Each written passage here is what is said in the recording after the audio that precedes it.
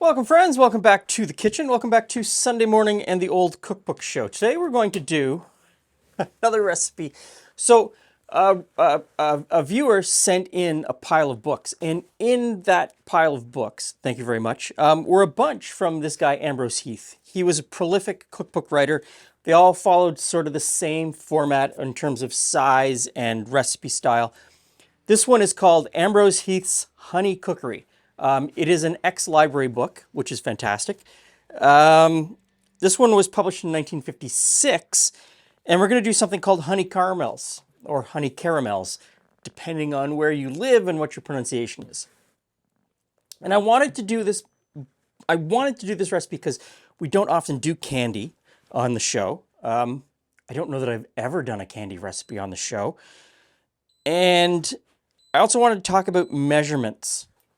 Everything is in breakfast cupfuls or teacupfuls. So the first thing I had to do was convert breakfast cupfuls and teacupfuls into a measurement system that I understand. And so I went to my other English cookbooks and looked at a bunch of them because they sometimes in the back give you equivalent weights and measurements. This one does. This is published in the time frame of Queen Victoria.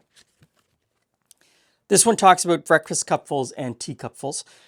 And the strange or not so strange thing to me is across a dozen books that gave equivalent weights and measurements, there were probably 4 or 5 different equivalents. They didn't all agree. So there was no agreement on what a breakfast cupful or a teacupful was. And one of the other more difficult things about this in 2025 is that country across the lake there, they use a completely different measurement system, but it uses all the same words. They call it an ounce, they call it a cup, they call it a pint, they call it a quart, but their measurements are completely different than what we in the Commonwealth use, even when we're talking about ounces, pints, quarts, and gallons. So what I did was, long story short, or long story long, I came up with an equivalent that I could understand, wrote it out on a separate piece of paper, and that's what we're going to follow. So in this pot, we're going to start out with white sugar, load of white sugar. In this measuring cup, I already have honey, the amount of honey that it asks for, and now I'm going to add the light corn syrup that it asks for.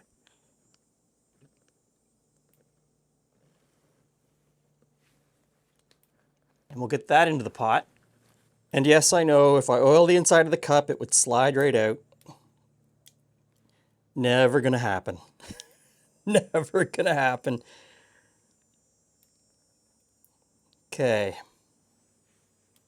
And so I know people are already typing down below. Everyone knows that a teacup is always 4 ounces.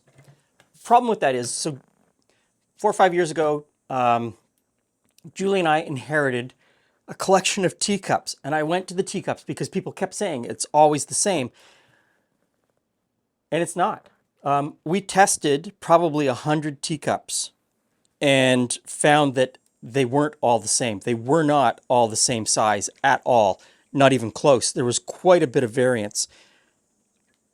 And some of that can be attributed to manufacturer. Some of that can be attributed to geographical location where it was manufactured. Were they made in England? Were they made in Canada? Were they made in Australia? Were they made in the United States? That affected the size of the teacup. And then you throw in, what is an ounce? Nobody knows what an ounce is. So we've measured out the milk. I'm going to add in the heavy cream. And then the condensed milk. And depending on where you live, you may call this sweetened condensed milk.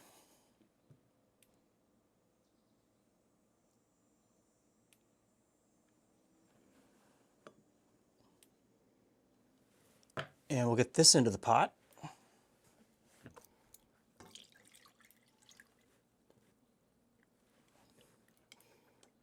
And with the condensed milk, there is a load of sugar in that as well. But it also an interesting flavor profile. And the last ingredient some butter.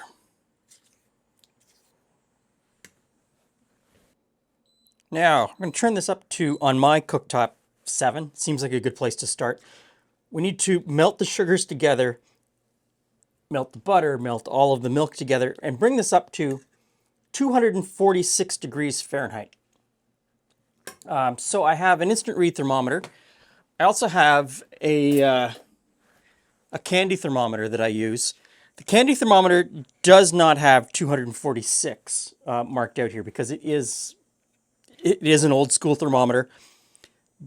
But between 220 and 260, where about 240 is, it shows it as softball. So we want to go just above softball temperature. Great thing about that thermometer is you can just stick it right in, and I probably will at some point. It'll take a while to reach that temperature. You can stir it while you're making this. You have no worry. Based on the sugars that we put in there, there's no worry about crystallization happening. You can stir it through the entire process. And I would suggest this is the kind of recipe that you need to babysit. Don't walk away from this. Don't walk away from this at all. Be very careful. I really like these Ambrose Heath cookbooks.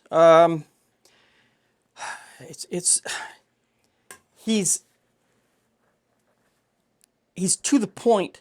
They're basic recipes, and I don't mean basic in a bad way, but they're recipes that are approachable that anybody can make. They don't call for crazy ingredients. He doesn't shame you or gatekeep you into having to use something that you might not be able to get. He very clearly tells you that it's going to work out. It's going to be fine. They're written in a way that I think most people might find a little bit difficult to interpret today because they are a paragraph and all of the ingredients are hidden in the paragraph. You have to kind of tease out what your ingredients and what your measurements are going to be, which is what I had to do here and write it down on a separate piece of paper in order to keep it straight. I think that might be a problem, but I really do believe that if more cookbooks were written in this voice in 2025, more people would be at ease in the kitchen.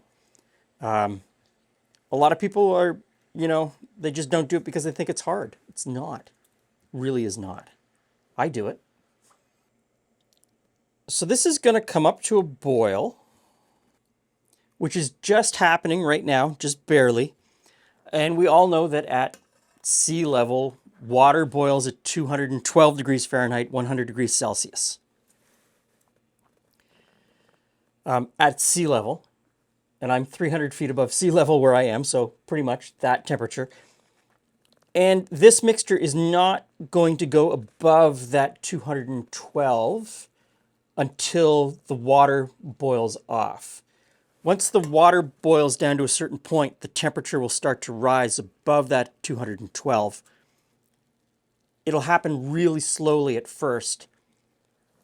And then once a certain amount of water has boiled off, it'll skyrocket to that, what are we looking for? 246 degrees. So at the beginning, you're going to be throwing in your thermometer because we're boiling full boil now. So I'm going to throw this in. Even though it's not terribly accurate, it's going to get me in the ballpark. I'll throw this in. And what's going to happen is it's going to go slow, it's going to go slow, it's going to go slow, and then it'll skyrocket all of a sudden. And you've got to watch it very closely.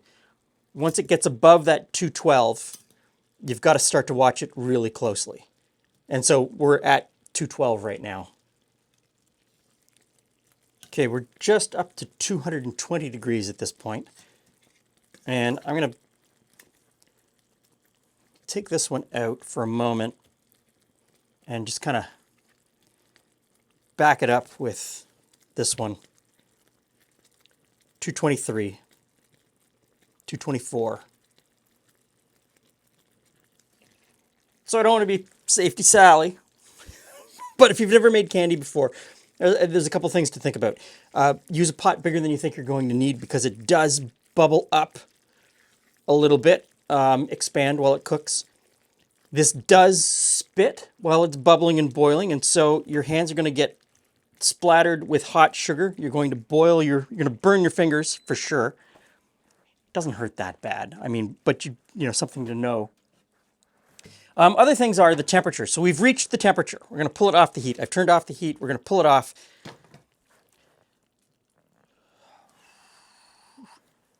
I remember making candy with my grandmother. I'm going to put some vanilla in. And she would have a glass jug of water on the countertop because she didn't have a thermometer, didn't bother with thermometers. And along the way, she would just take the spoon and then drop a little bit of the candy mixture into the water and then touch it with her fingers. And she would know what stage you were at. So the idea is you boil this to a lower temperature and you're going to get a softer candy. You have to bring it to a certain point before it even becomes candy. But after that point, you'll get a soft, chewy candy. The higher the temperature goes, the harder the candy becomes. And so this 246 degrees they're telling you here is because they want a specific texture. But after you've made it a few times at home, you may want it a little softer. You may want it a little harder. So just go to a lower temperature or a higher temperature. And then maybe pull out a glass of water and drop a little bit in and learn yourself what the difference is between the thermometer and what you feel in the glass. And then you don't need a thermometer. You've learned to cook. I don't do it often enough to have that skill. So I've got a pan here that I've buttered and put some parchment paper, buttered both sides of the parchment paper. Doesn't say how big the pan should be, just to pour into a pan and let cool. I want to lick the spoon so badly.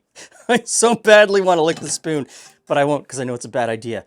So it's really hot here today. I'll probably leave this on the counter for about an hour until it sets a little bit more, and then I'll stick it in the fridge to firm up. It's over 40 degrees here today.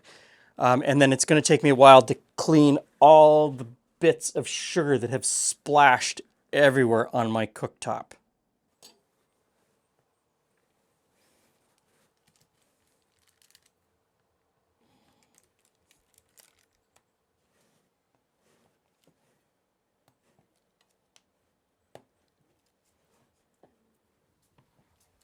Hey, Glenn. Hey, Jules. Hey, friends. I give you honey caramels. I was going to say, is this Or the honey caramels. sweet-smelling Yes. thing I smelled earlier? Oh, my goodness, that's hard to say. Oh, so it's a caramel. So we're going to throw this in our mouths and chew for a long time. So please, you know.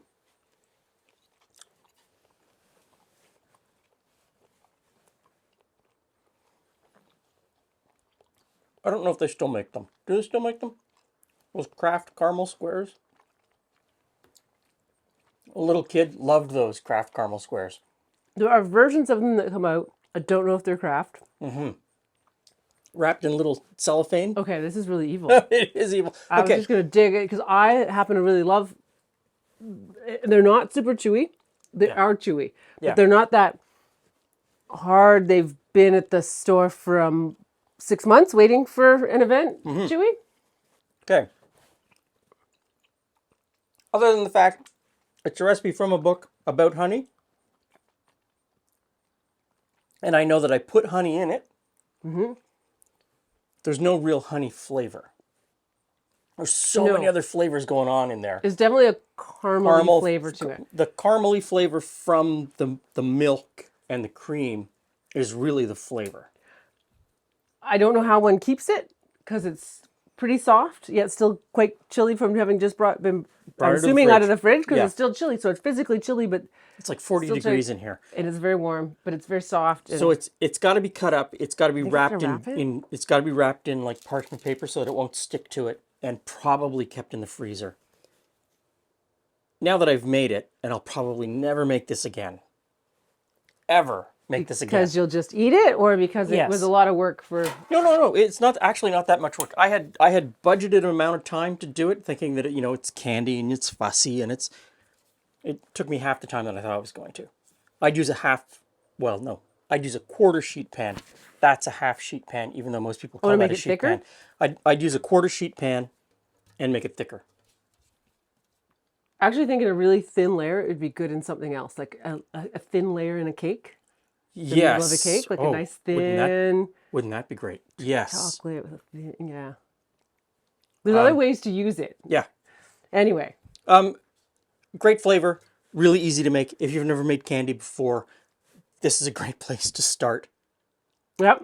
It's an easy thing to make, easy ingredients. I would do it in a smaller pan and have it thicker, but having it thin like that and putting it in the middle of a cake would be a great idea. Thanks for stopping by. See you again soon.